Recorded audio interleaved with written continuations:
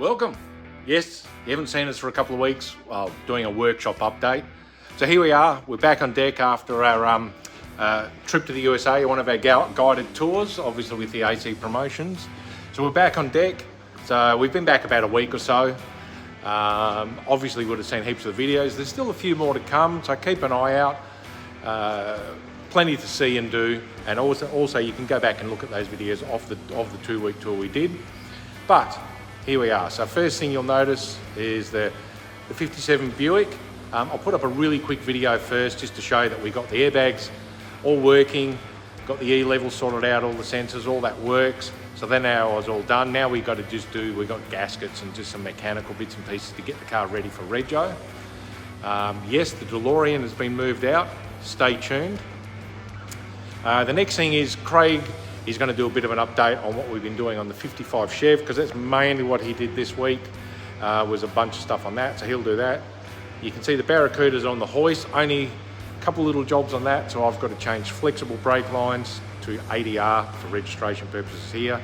Transpan swap, and the exhaust on the right-hand header was hitting the torsion bar, so we've moved that, so a few little jobs on that, so hopefully during the week I'll have that done. Get the seat back from Drew, bit of interior stuff, so I'm hoping for registration within the next 3 or 4 weeks maybe. All right, check out this video on the 55 Chev and what Craig was doing. If you like what we're doing, do the hit notifications, like, subscribe, all that, and thank you for watching. 1? Yeah, go to 1.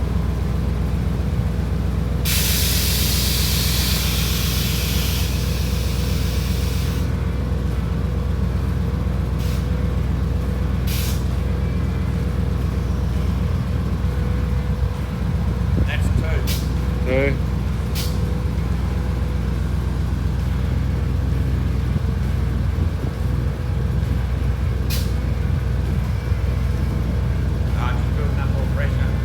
Yeah. Well, that's back up to 3. Yeah, that's good.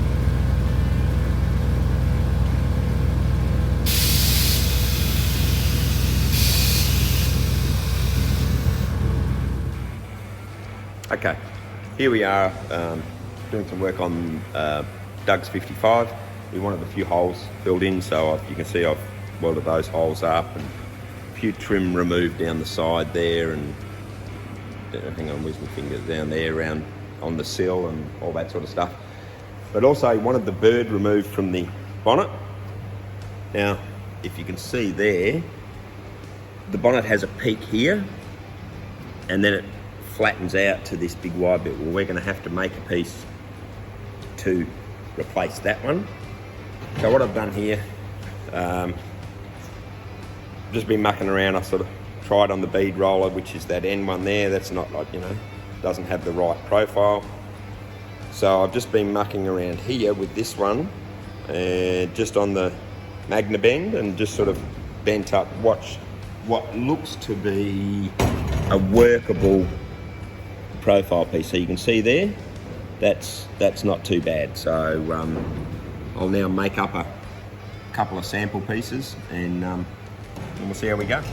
Okay, so what I've done is I've bent up this piece on the magna bend. So instead of a sharp bend, I bent it around about a 4mm rod, so it's a bit of a radius, which is that radius there. But now I need to go the other way. So what I'm thinking, where's the other bit of pipe here?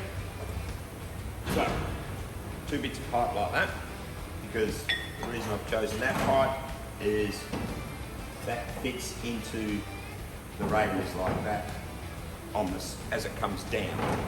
So what I'm going to do now, just tack those together with a bit of a gap in the middle and try and press down on that, so that I then get and down like that. So we'll see what happens. Okay. So this was the piece that I bent up to get this bit here. I bent it up on the magna bend, but then that was like a right angle. So then what I did is I welded a couple of bits of that, because I thought that was about the same as that, and then put that on the top, and then put it in the press and squashed it down. Well, of course, I did that, but then the radius was a little bit different. It needed to be a tighter radius. Even though this radius fitted into there, I worked out that I needed a different size. So then I had to go to a smaller diameter, so I made up that and I've done that.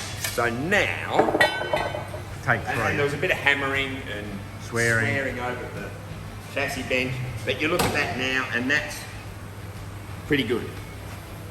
It's workable.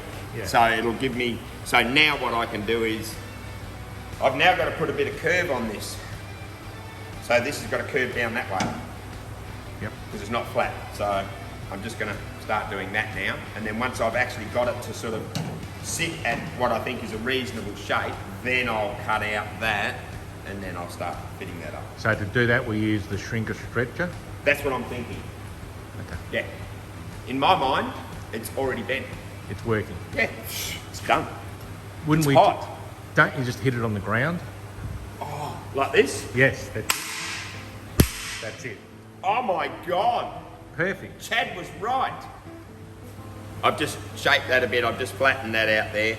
Good enough to get me started on, you can see where I've marked there in blue, that's what I'm going to remove first. And then see that sort of sits pretty good there.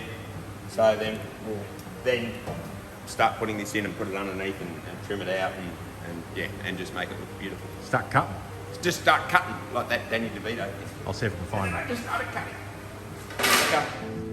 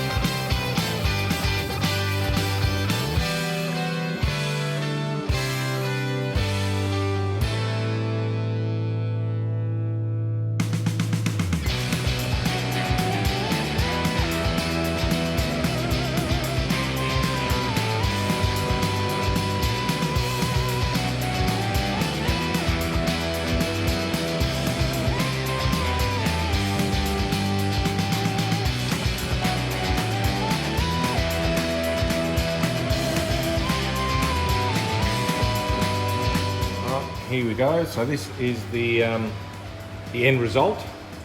As you can see there, that comes now to a nice, that like the line follows through, comes to that little peak just there, and obviously finishes off. Once that's all sort of finished off with a little bit of body filler and that sort of thing, it should come out really nice. But that's the desired look. That's what Doug wanted. He wanted to get rid of the bird, have a little peak rise there, and then he wants to retain that one at the front. Have it really good. It should look really different, like a little bit smoother for what you'd normally see on the front of a 55 Chev.